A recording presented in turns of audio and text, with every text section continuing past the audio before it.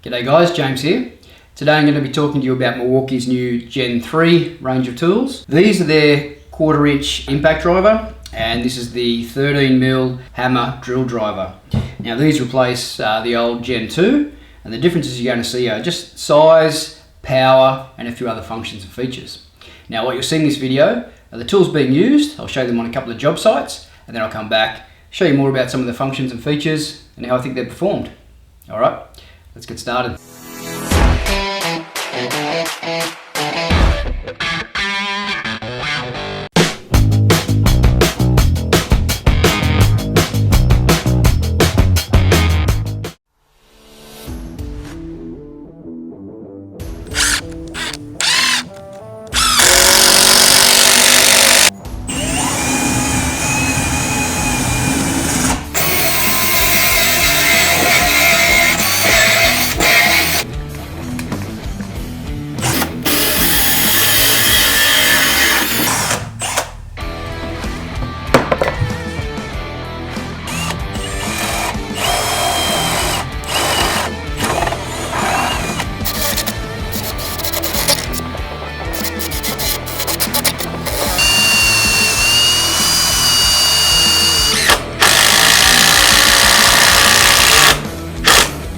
Alright, so there you go. Got to see the tools being used in action. Now let's take a close look at these tools and we'll talk a bit more about some of the functions and features. Okay, and to show you some comparison, these are the new drills and these are the old Gen 2 ones. So let's have a look just for size what the difference is so far. See here, when I compare this in size,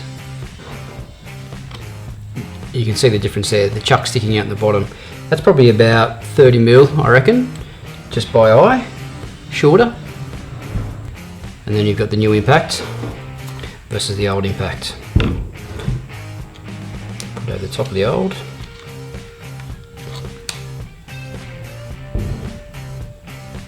And again, massive difference you can see there.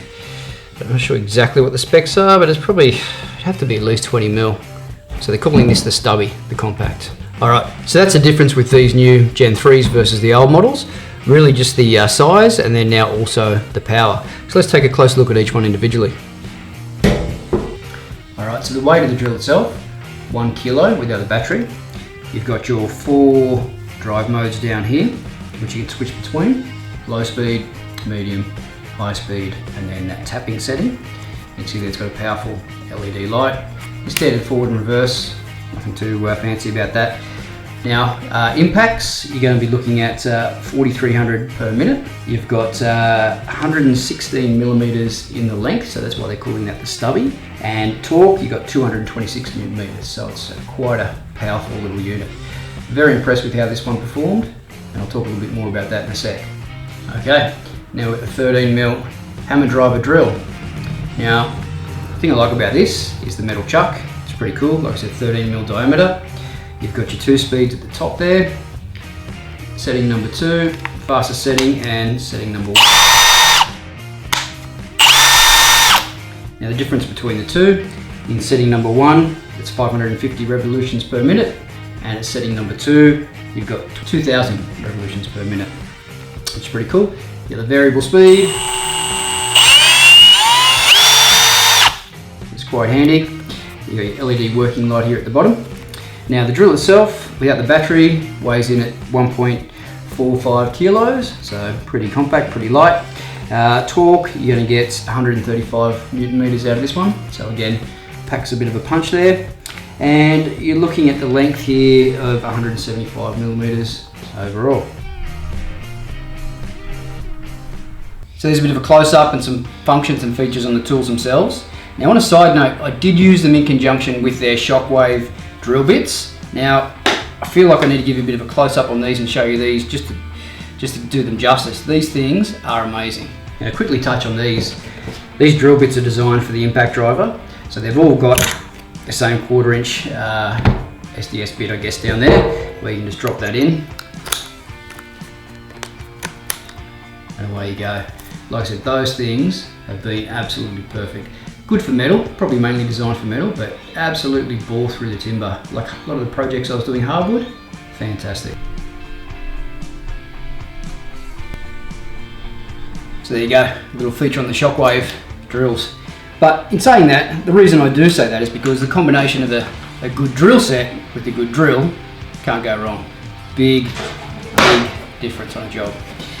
Now anyway, back to the drills themselves. Now the drill itself, or the hammer drill, I didn't really use in hammer. I find that I always use like an SDS type drill. I don't like to use these drills for hammer drilling themselves, but as far as just a standard drill goes for, you know, popping locks into doors or drilling things out into hardwood, pretty good, amazing. Now would I rush out to buy that over the Gen 2? Probably not. If you already got the Gen 2, this is still just as comparable. You don't really see too much of a difference. Well, I didn't anyway. As far as the impact driver goes, now this one does pack a punch. Now this does make a difference. Being shorter, being more compact, and having that extra power really was quite helpful for me.